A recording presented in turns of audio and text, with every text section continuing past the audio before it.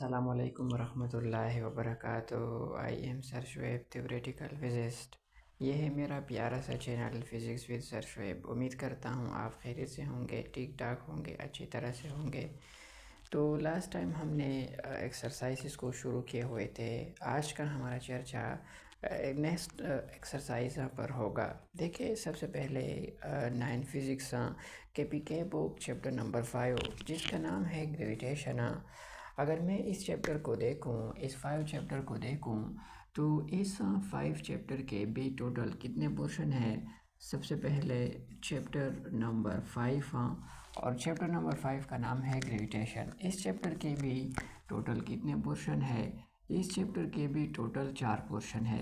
पहले पोर्शन को हम बोलते हैं एमसीक्यूज और दूसरे पोर्शन को हम बोलते हैं कंसेप्चुअल क्वेश्चंस और इसी तरह तीसरे पोर्शन को हम बोलते हैं कंप्रिहेंसिव क्वेश्चंस और इसी तरह चौथे पोर्शन को हम बोलते हैं न्यूमेरिकल क्वेश्चंस। ये वाला जो है कंप्रिहेंसिव क्वेश्चन इसका ताल्लुक टॉपिक के साथ होता है। ये जब हम टॉपिक करेंगे तो ये वाला पोर्शन टॉपिक के साथ हो जाएगा। तो इसका मतलब ये है कि हम ये भी करेंगे और कंसेप्चुअल क्वेश्चन भी करेंगे और इसी तरह न्यूमेरिकल क्वेश्चन को भी करेंगे। सबसे पहले अगर मैं एमसीक्यूज़ को देखूं, यहाँ पर टोटल कितने एमसीक्यूज़ है। इस चैप्टर में टोटल 9 एमसीक्यूज़ है और इस चैप्टर में टोटल 9 कंसेप्चुअल क्वेश्चन है और इसी तरह इस चैप्टर में total 7 numerical question, numerical problem है। तो अब हम सबसे पहले आज का हमारा जो चर्चा होगा कि PK book 9 physics chapter number 5 gravitation. तो इसके जो एमसीक्यूज़ है, जो 9 एमसीक्यूज़ है, अब हम एक एक एमसीक्यूज़ को करते हैं। सबसे पहला नंबर एमसीक्यूज़ को आप लोग ज़रा देखें। तो पहला एमसीक्यूज़ क्या कहता है। पहला एमसीक्यूज़ ये कहता है कि 2 masses are separated by a distance r. If both masses are doubled, the force of interaction between the 2 masses changes by a factor. इस जो पहला एमसीक्यूज़ है, मेरा तरीका ये होगा कि मैं हर एक एक एमसीक्यूज़ को यहाँ पर पहले समझाऊंगा, फिर इसके बाद उसका सलूशन भी दूंगा प्रूफ के साथ। इस पहले एमसीक्यूज़ का मतलब ये है कि मिसाल के तौर पर यहाँ पर मैंने एक बॉडी लिया हुआ है जिसकी मास है m1। यहाँ पर मैंने एक और बॉडी को लिया हुआ है जिसकी मास है m2। अब ये है m1 का सेंटर और ये है m2 का सेंटर। m1 के सेंटर और इसी तरह m2 के सेंटर के दरमियान फासला जो कि मैंने r से या डी से शो किया हुआ है। अब इस तरह मैं एक लाइन को ड्रा करूँगा जो दोनों मासेस के सेंटर से पास हो जाए। तो फिर इस लाइन को हम बोलते हैं line joining between the 2 centre. अब ये मास इस मास को अपनी तरफ अट्रैक्ट करता है और इस फोर्स को हम बोलते हैं ग्रेविटेशनल फोर्स। फिर ये मास इस मास को अपनी तरफ अट्रैक्ट करेगा और इस फोर्स को हम बोलते हैं ग्रेविटेशनल फोर्स। अब ये ग्रेविटेशनल फोर्स कितना होता है। ये gravitational force Newton universal gravitational law के मुताबिक ये बराबर होता है capital G m1 m2 divide by r square. अब इस एमसीक्यूज़ का मतलब ये है कि अगर मैं ऐसा करूं कि मैं ये जो m1 है इसको भी, ये जो m1 है इसको मैं डबल करूं, 2 गुना ज़्यादा करूं और इस तरह जो ये जो m2 है इनको भी मैं 2 गुना ज़्यादा करूं, यानी m1 को भी डबल करूं और m2 को भी डबल करूं। तो बताए कि ग्रेविटेशनल फोर्स इन 2 मासेस के दरमियान फिर कितना होगा। तो यहाँ पर हम कर भी सकते हैं ग्रेविटेशनल फोर्स क्योंकि यहाँ पर बराबर है। ग्रेविटेशनल फोर्स कैपिटल G पर डिपेंड करता है, मास पर m1 पर m2 पर प्रेशर पर डिपेंड करता है और इस तरह 2 मासेस के दरमियान फासले पर भी डिपेंड करता है। तो ग्रेविटेशनल फोर्स दोनों के मासेस के प्रेशर पर डिपेंड करता है। अब अगर मैं ऐसा करूँ कि m1 को भी डबल करूँ और इसी तरह m2 को भी डबल करूँ तो 2 दूने 4। तो ग्रेविटेशनल फोर्स जो होगा वो 4 गुना ज़्यादा होगा। तो इस वजह से इसमें जो करेक्ट ऑप्शन है वो है बी। तो एमसीक्यूज़ नंबर 1 में जो ऑप्शन नंबर बी है 4 वो सही है। क्या मतलब है, क्यों सही है, मैंने बाकायदा इस एमसीक्यूज़ को प्रूफ करवाया। अब आते हैं एमसीक्यूज़ नंबर 2। एमसीक्यूज़ नंबर 2 जो है इनको ज़रा देखें। एमसीक्यूज़ नंबर 2 ये कहता है कि the radius of earth is. सबसे पहले इस एमसीक्यूज़ का मकसद समझाता हूँ, फिर सॉल्यूशन भी देता हूँ। मिसाल के तौर पर यहाँ पर मैंने अर्थ लिया हुआ है। अर्थ, इसको हम बोलते हैं, ये है अर्थ का सेंटर, और अर्थ की जो मास है वो हम ME से डिनोट करते हैं। अर्थ के सेंटर से इसको हम बोलते हैं surface of the earth. Centre से लेकर सरफेस तक जो फासला होता है वो हम RE से डिनोट करते हैं, जिसको हम रेडियस ऑफ द अर्थ बोलते हैं। इस एमसीक्यूज़ का मतलब ये है कि ये जो रेडियस ऑफ द अर्थ है ये कितना है। तो रेडियस ऑफ द अर्थ जो है ये 4.4 ज़रब 10 की ताकत 6 मीटर के बराबर है।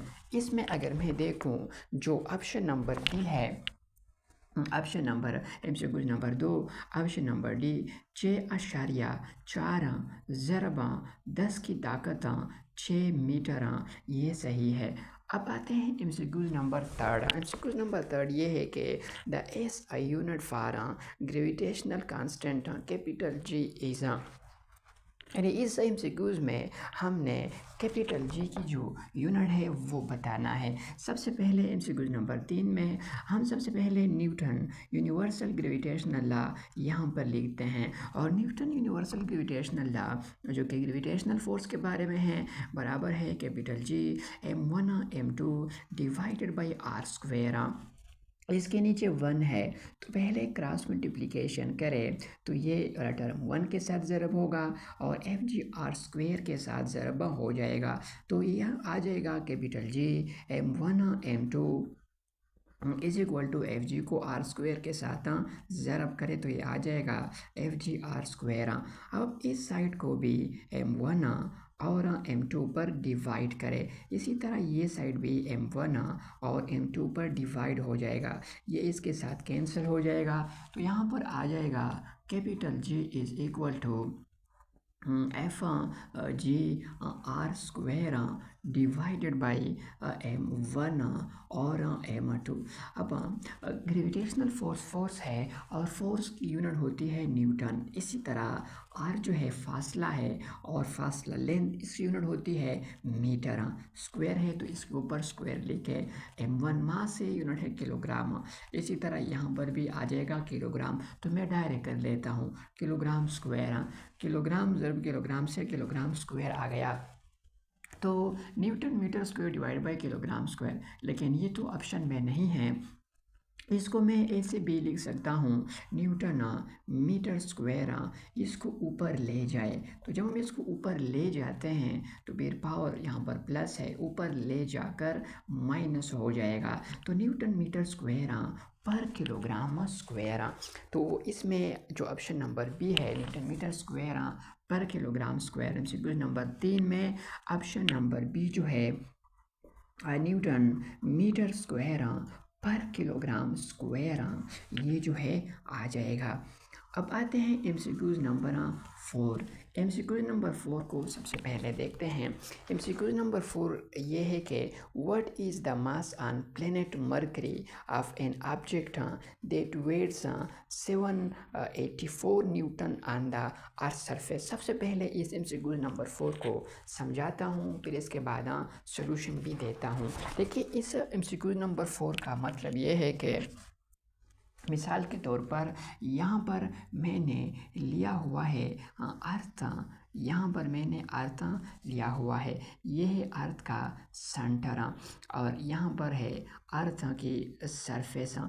मिसाल के तौर पर यहाँ पर ये एक पर्सन है, ये जो पर्सन है इस पर्सन का कुछ ना कुछ मास तो होगा, बिल्कुल इस पर्सन का कुछ ना कुछ मास तो होगा। अब ये जो पर्सन है ये पर्सन अर्थ सेंटर की तरफ अट्रैक्ट करता है और अर्थ इस पर्सन पर जो फोर्स लगाता है सेंटर की तरफ, इस ग्रेविटेशनल फोर्स को हम बोलते हैं वेट। ये वेट दिया गया है, कितना है 784 न्यूटन। हमें पता है कि जब किसी भी बॉडी पर जब अर्थ फोर्स लगाता है तो फिर फोर्स लगाने के बाद फिर उस बॉडी में मोशन पैदा हो जाता है, तो फिर उस मोशन को हम बोलते हैं फ्री फॉल मोशन। और फ्री फॉल मोशन के दौरान जो एक्सेलरेशन होती है उसको हम बोलते हैं free fall acceleration, gravitational acceleration या एक्सेलरेशन ड्यू टू ग्रेविटी। और इसकी वैल्यू होती है 9.8 मीटर पर सेकेंड स्क्वायर। अब यहाँ पर मैंने एक और प्लेनेट लिया हुआ है जो कि एमसीक्यूज़ में इसको मरकरी जो है वो मरकरी है।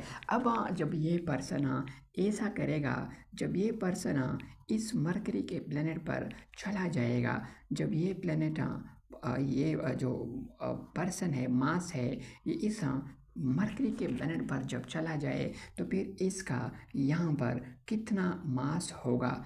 तो इस एमसीक्यूज़ में हमने इस बॉडी की मास को मालूम करना होगा। सबसे पहले इंशाल्लाह मैं आपको बताऊंगा मास जो है वो प्लेनेट, मास जो है लोकेशन, मास जो है पोजीशन, मास हम नॉर्मल स्पीड के साथ चेंज नहीं होता। इसका मतलब ये है कि अगर मैं ऐसा करूं कि मैं इस पर्सन की मास अर्थ के सरफेस पर मालूम करूं, फिर वो मास जितना यहाँ पर होगा उतना स्पेस में भी होगा, उतना जितने भी प्लेनेट है, जितनी भी मून्स है, तो वहाँ पर भी उतना ही मास होगा। अब अगर मैं ऐसा करूं कि इस पर्सन की मास में यहाँ पर मालूम करूं, तो वो मास इस मरकरी के सरफेस पर भी होगा। कैसे मालूम करते हैं? यहाँ पर वेट भी है और जी भी है। तो यहाँ पर फार्मूला अप्लाई करें, W is equal to mg। W भी गिवन है, G भी गिवन है, तो अब हम मास को इजीली कैलकुलेट कर सकते हैं। तो पहले मैं mg को लिखता हूँ और फिर इसके बाद में वेट को लिखता हूँ। अब ऐसा करें कि इस साइड को भी g पर डिवाइड करें, तो ये भी g पर डिवाइड हो जाएगा, g के साथ कैंसल, तो m is equal to W divided by g। अब इसमें वैल्यूज पुट करें, W की जगह पर मैं यहाँ पर डायरेक्ट पुट कर लेता हूँ 784 न्यूटन और डिवाइडेड बाई, और जी की जगह पर मैं यहाँ पर डायरेक्ट पुट कर लेता हूँ 9.8 मीटर पर सेकेंड स्क्वायर। न्यूटन जो है 784 डिवाइड बाई 9.8, इनसे आता है 80। न्यूटन की जगह पर मैं लिख सकता हूँ किलोग्राम मीटर पर सेकेंड स्क्वायर, और इसी तरह नीचे भी मीटर पर सेकेंड स्क्वायर है। मीटर पर सेकेंड स्क्वायर मीटर पर सेकेंड स्क्वायर के साथ कैंसिल हो जाएगा, तो मास बराबर आ गया 80 किलोग्राम। इसका मतलब ये है कि ये जो पर्सन है, जो मास है, जो बॉडी है, इसकी अर्थ के सरफेस के ऊपर इसकी मास है 80 किलोग्राम। इसी तरह जब ये स्पेस में चला जाएगा तब भी इसकी मास 80 किलोग्राम होगी। इसी तरह जब किसी भी प्लैनेट्स पर, किसी भी मून्स पर चला जाए तो फिर इसकी जो मास होगी वो कितना होगा, वो 80 किलोग्राम के बराबर होगा। तो इसमें जो ऑप्शन नंबर ए जो है एमसीक्यूज नंबर 4 में ऑप्शन नंबर ए 80 किलोग्राम, ये जो है करेक्ट है, ठीक है। अब आप लोग इनसे स्क्रीनशॉट लीजिए ताकि मैं इनको फिर साफ करूं।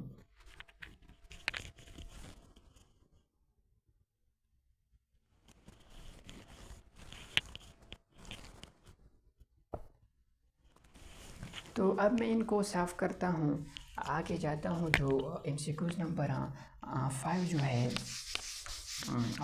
एमसीक्यूज नंबर 5 की तरफ अब मैं जाता हूं।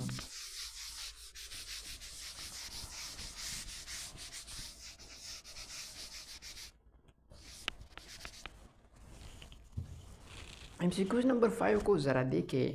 एमसीक्यूज नंबर 5 जो है वो एन ऑर्बिटल स्पीड वेलोसिटी के बारे में है। An object is rotating A planet with orbital speed v, if the radius is same and mass is increased 4 times, by what factor orbital speed will change? इस MCQ number 5 सबसे पहले वही तरीका होगा। सबसे पहले मैं इस MCQs को समझाऊंगा, फिर इसके बाद सॉल्यूशन भी दूंगा। MCQ नंबर 5 का मतलब ये है कि मिसाल के तौर पर ये है एक प्लेनेट। ये कोई भी एक प्लेनेट है जिसकी मास है स्मॉल m। ये है इस प्लेनेट के सेंटर। इसी तरह इस प्लेनेट के सेंटर से लेकर सरफेस तक जिसको हम बोलते हैं इस प्लेनेट की रेडियस, इस प्लेनेट की रेडियस इसको हम बोलते हैं। यहाँ पर एक बॉडी है जिसकी मास जो है, मैं ऐसा करता हूँ कि इसको कैपिटल M से डिनोट करता हूँ और इस मास को स्मॉल m से डिनोट करता हूँ। ये जो मास है ये इस प्लेनेट के इर्द गिर्द सर्कुलर पाथ पर मोशन करता है और इस मोशन को हम बोलते हैं सर्कुलर मोशन, या इस पाथ को हम बोलते हैं ऑर्बिटा। तो ये इस पाथ में मोशन करता है और इस पाथ को हम बोलते हैं ऑर्बिटा। तो फिर इस वजह से इस मोशन को हम ऑर्बिटल मोशन भी बोलते हैं। जब ये मास यहाँ पर होता है तो फिर इसकी जो वेलोसिटी होती है, वेलोसिटी की डायरेक्शन ये होती है। इसी तरह जब ये मास यहाँ पर होती है तो फिर इसकी वेलोसिटी की डायरेक्शन ये होती है।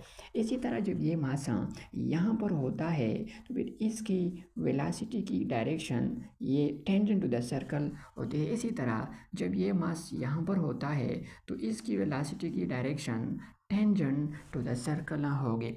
अब ये जो जिस पाथ में मोशन करता है इसको हम बोलते हैं ऑर्बिटल मोशन। ऑर्बिटल मोशन के दौरान इसकी ये जो स्पीड है इस स्पीड को हम बोलते हैं ऑर्बिटल स्पीड। यानी ऑर्बिट में जब ये घूमता है ये सैटेलाइट तो फिर इसकी जो स्पीड होगी उस स्पीड को हम बोलते हैं ऑर्बिटल स्पीड। अब ऑर्बिटल स्पीड के लिए फार्मूला वो ये है कि orbital speed is equal to under the root capital G mass of the planet divided by radius, divided by. अच्छा, यहाँ पर हम इसको in term of radius height भी लिख सकते हैं और इन टर्म ऑफ डायरेक्ट फासला भी लिख सकते हैं। देखिए यहाँ से लेकर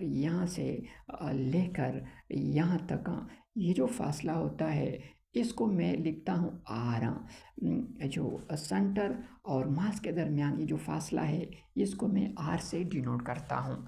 तो अब इस MCQs में ये कहा गया है कि जब मैं इस फासले को चेंज ना करूं बल्कि मैं ऐसा करूं कि इस प्लेनेट के मास को 4 गुना करूं, इस प्लेनेट के मास को मैं 4 गुना करता हूँ, मास को मैं 4 गुना इंक्रीज करता हूँ। तो बताइए भाई साहब कि जो ऑर्बिटल स्पीड या वेलोसिटी होगी वो कितना होगा।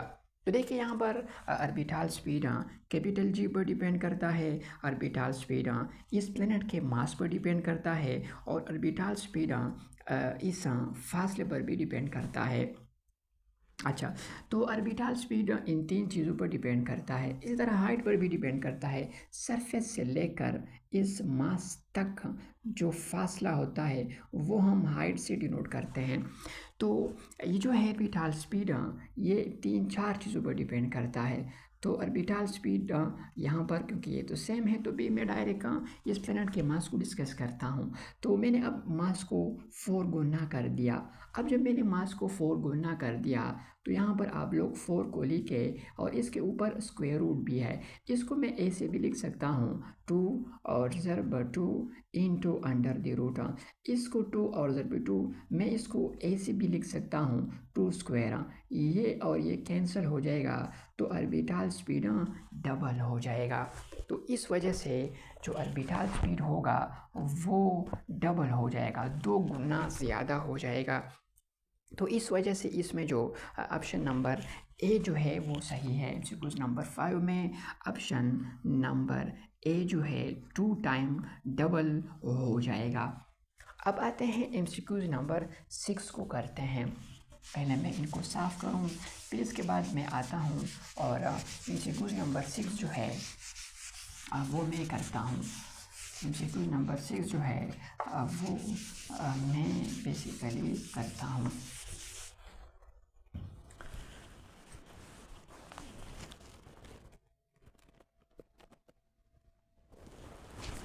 तो अब एमसीक्यूज़ नंबर 6 को करता हूँ। एमसीक्यूज़ नंबर 6 को ज़रा देखें। एमसीक्यूज़ नंबर 6 ये है, the value of G at the surface of the moon is. इस एमसीक्यूज़ जो है एमसीक्यूज़ नंबर 6, एमसीक्यूज़ नंबर 6 ये है कि मिसाल के तौर पर देखिए यहाँ पर मैंने लिया हुआ है अर्थ। ये है अर्थ के सेंटर और ये है अर्थ की सरफेस। सेंटर से लेकर सरफेस तक जो फासला होता है उसको हम बोलते हैं रेडियस ऑफ द अर्थ। अब अर्थ के सरफेस के नियर या अर्थ के सरफेस पर जो जी की वैल्यू होती है वो तो हमें ऑलरेडी पता है, 9.8 मीटर पर सेकेंड स्क्वायर। यहाँ पर अगर मैं ले लूँ मून, यहाँ पर मैंने लिया हुआ है मून, ये है अर्थ और ये है मून, ये है मून के सेंटर और ये है मून के सरफेस। तो सेंटर से सरफेस तक जो फासला होता है उसको हम बोलते हैं रेडियस ऑफ द मून। ये है मून की सरफेस। अब इस एमसीक्यूज में हमने ये मालूम करना होगा कि इस मून के सरफेस के ऊपर जी की वैल्यू कितनी होगी। तो मून के सरफेस के ऊपर मैं इसको, क्योंकि वैल्यू बहुत लंबा हो जाएगा तो मैं इस एमसीक्यूज को प्रूफ नहीं करूँगा क्योंकि फिर वैल्यू बहुत लंबा हो जाएगा, तो बस डायरेक्ट बता देता हूँ। मून के सरफेस के ऊपर जी की वैल्यू होती है 1.63 मीटर पर सेकेंड स्क्वायर, 1.63 मीटर पर सेकेंड स्क्वायर। तो इसमें जो ऑप्शन नंबर बी है एमसीक्यू नंबर 6 में, ऑप्शन नंबर बी जो है 1.63 मीटर पर सेकेंड स्क्वायर। अब आते हैं एमसीक्यूज नंबर 7 को करते हैं। एमसीक्यूज नंबर 7 ये है कि the value of G with altitude, altitude बोलते हैं हाइट। जब हम अर्थ के सरफेस के ऊपर जाते हैं तो फिर जी की वैल्यू के साथ क्या होता है। देखिए सबसे पहले इस एमसीक्यूज का मतलब ये है, एमसीक्यूज नंबर 7 मिसाल के तौर पर यहाँ पर मैंने लिया हुआ है अर्थ। अर्थ के मास को मैं एम ई से डिनोट करता हूँ। ये है अर्थ के सेंटर, और अर्थ के सेंटर के सरफेस तक जो फासला होता है इसको हम बोलते हैं रेडियस ऑफ द अर्थ। ये है अर्थ की सरफेस जिस पर हम और आप लोग रह रहे हैं। अब जब हम यहाँ पर एक बॉडी है, जब हम ऊपर जाते हैं तो ऊपर जाने से जो जी की वैल्यू होगी वो क्या होगी। सबसे पहले फार्मूला जी के लिए फार्मूला है g is equal to capital G mass of the earth divided by centre से लेकर इस मास तक जो फासला होता है वो मैं आर से डिनोट करता हूँ। और इस सरफेस से लेकर इस मास तक जो फासला होता है वो हम इस चीज़ को हम हाइट बोलते हैं, 8 से डिनोट करते हैं। तो एक formula in term of distance, और इसी तरह दूसरा फार्मूला जो है, अच्छा ये जो फासला है ये हम यूँ भी लिख सकते हैं रेडियस ऑफ द अर्थ और जमा हाइट। तो इसको मैं ऐसे भी लिख सकता हूँ g is equal to capital G mass of the earth divided by radius of the earth plus height, और क्योंकि स्क्वायर है तो स्क्वायर। अब देखिए स्मॉल जी फासले पर भी डिपेंड करता है और इस अर्थ के मास पर भी डिपेंड करता है और इस तरह हाइट पर भी डिपेंड करता है। तो स्मॉल जी जो कि अर्थ की वजह से है इस प्रोपोर्शन 1 और एच स्क्वायर हाइट स्क्वायर। यहाँ से देखिए अब जब हम ऊपर जाते हैं तो ऊपर जाने से एच ज़्यादा होगा, जब एच ज़्यादा होगा तो फिर जी की जो वैल्यू होगी वो कम होगी। ऊपर जाते जाते जब फासला हाइट बहुत ज़्यादा हो जाए तो फिर जी की जो वैल्यू होगी वो मिनिमम होगी। जब ये वाला फासला बहुत ज़्यादा हो जाए, ज़्यादा होगा तो फिर वहाँ पर जी की वैल्यू जो होगी वो स्मॉल होगी। जब ये फासला इनफाइनाइट हो जाए तो फिर जी की जो वैल्यू होगी वो ज़ीरो होगी। तो मतलब यह है कि एल्टीट्यूड के साथ ऊपर जाने से हाइट ज़्यादा होता है तो फिर जी की वैल्यू कम होगी। तो इस वजह से जो इस एमसीक्यूज़ में ऑप्शन नंबर बी जो है डिक्रीजेज वो सही है। Option number B decreases. लेकिन यहाँ पर आप लोग ये भी याद रखें कि जब हम स्पेस से अर्थ के सरफेस की तरफ आते हैं तो फिर हाइट कम होता जाता है। तो जब हाइट कम होता जाता है तो फिर जी की वैल्यू ज़्यादा होती जाती है। जब हाइट कम होकर मिनिमम हो जाए तो फिर जी की जो वैल्यू होगी वो मैक्सिमम हो जाएगी। जब जहाँ पर भी हाइट स्मॉल होगा तो समझ जाए कि वहाँ पर जी की जो वैल्यू होगी वो लार्ज होगी। तो बहरहाल एल्टीट्यूड से फासला बढ़ता है, हाइट बढ़ता है, तो फिर इस वजह से जी की वैल्यू इन्वर्सली प्रोपोर्शन है। तो फिर इस वजह से जो ऑप्शन नंबर बी है इस एमसीक्यूज़ में डिक्रीजिज्म वो सही है। अब आते हैं एमसीक्यूज़ नंबर 8। इस एमसीक्यूज़ नंबर 8 पहले आप लोग इनसे एक स्क्रीनशॉट ले लीजिए ताकि मैं फिर इनको साफ़ करूँ, रब करूँ। तो अब आते हैं एमसीक्यूज़ नंबर 8 की तरफ। लास्ट के 2 एमसीक्यूज़ रह गए हैं। अब हम सबसे पहले एमसीक्यूज़ नंबर 8 को करते हैं, फिर इसके बाद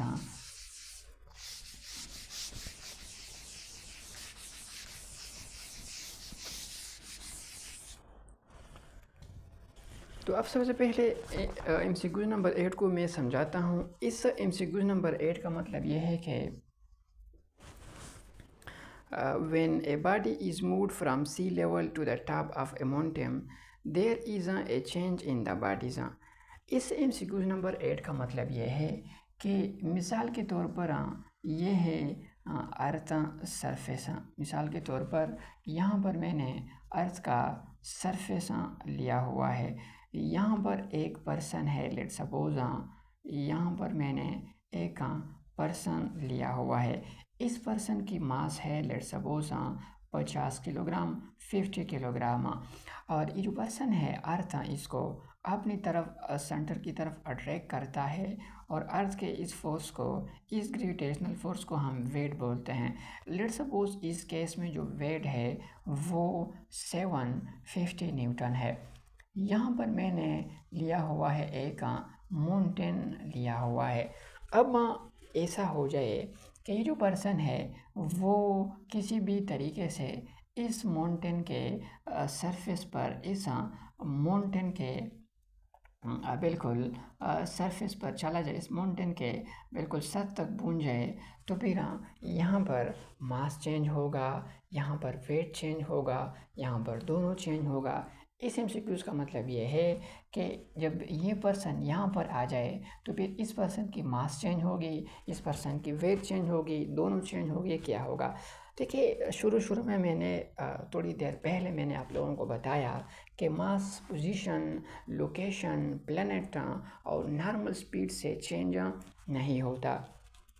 इसका मतलब ये है कि जब ये पर्सन यहाँ से यहाँ तक आ जाएगा तो इस पर्सन की मास वही होगी।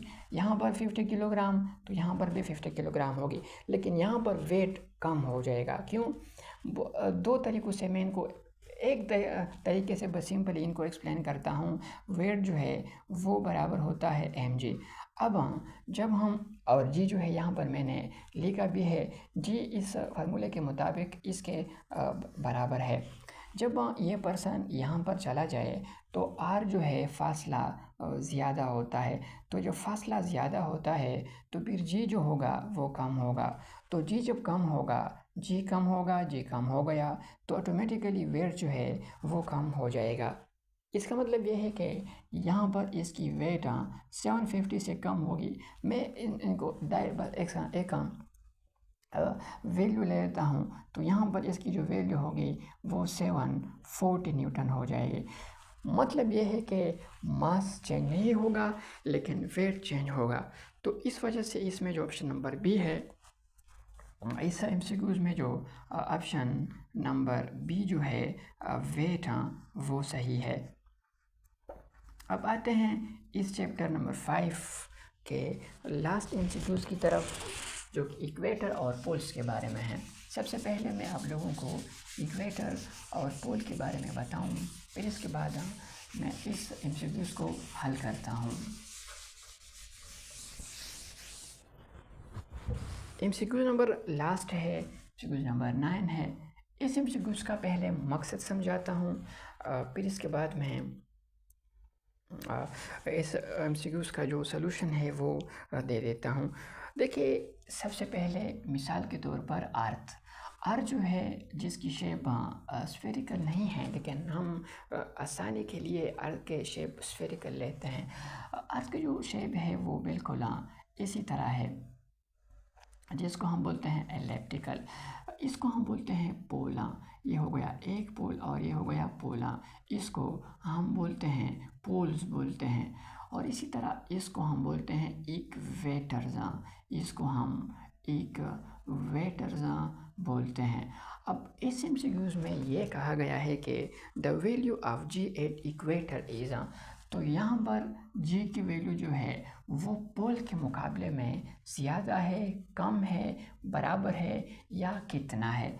तो इक्वेटर पर जी की जो वैल्यू होती है वो 9.78 मीटर पर सेकंड स्क्वायर होती है। और पोल पर जी की जो वैल्यू होती है पोल पर जी की जो वैल्यू होती है 9.83 मीटर पर सेकेंड स्क्वायर।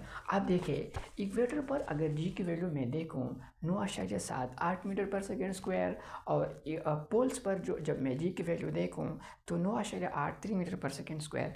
इसका मतलब ये है कि इक्वेटर पर जी की वैल्यू पोल के मुकाबले में कम होती है, यानी इक्वेटर पर कम होती है और पोल पर ज़्यादा होती है। या हम यूँ भी कह सकते हैं कि पोल पर, तो मैं इसको ऐसे लिख सकता हूँ कि इक्वेटर पर जो जी की वैल्यू होती है, इक्वेटर पर जो जी की वैल्यू होती है वो कम होती है पोल के मुकाबले में। इसको मैं ऐसे भी लिख सकता हूँ कि पोल पर जी की वैल्यू ज़्यादा होती है इक्वेटर के मुकाबले में। या हम यूँ भी कह सकते हैं कि जब हम पोल से इक्वेटर की तरफ जाते हैं तो जी की वैल्यू कम होती है। या हम यूँ भी कह सकते हैं कि जब हम इक्वेटर से पोल की तरफ जाते हैं तो जी की वैल्यू बढ़ती है। तो इंशाल्लाह उम्मीद करता हूँ कि आपको इन एमसीक्यूज़ समझ में आ गया होगा। तो इंशाल्लाह मिलते हैं नेक्स्ट लेक्चर में।